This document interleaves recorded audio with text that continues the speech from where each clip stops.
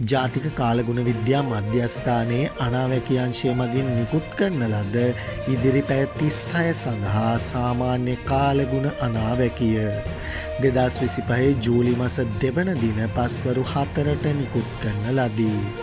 බස්නාහිර, සබරගමුව සහ වයඹ පළාත්වලත් නුවරඑළිය, මහනුවර, ගාල්ල සහ මාතර දිස්ත්‍රික්කවලත් වැසි වාර කීපයක් ඇතිවේ. ඌව පළාතේත් අම්පාර සහ මඩකලපුව දිස්ත්‍රික්කවලත් සවස් කාලයේදී හෝ රාත්‍රී කාලයේදී ස්ථාන ස්වල්පයක වැසි හෝ ගිගුරුම් සහිත වැසි ඇතිවිය හැක.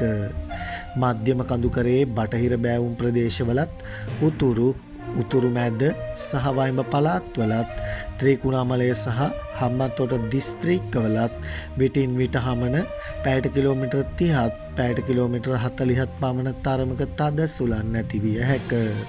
ගිගුරුම් සහිත වැසි සමග ඇතිවිය හැකි తాවකාලික තද සුළං වලින් සහ අකුණු මගින් සිදුවන අනතුරු අවම කර ගැනීමට අවශ්‍ය පියවර ගන්නා ලෙස ජනතාවගෙන් කාලගුණ විද්‍යා දෙපාර්තමේන්තුව කාරුණිකව ඉල්ලා සිටිනු ලැබේ.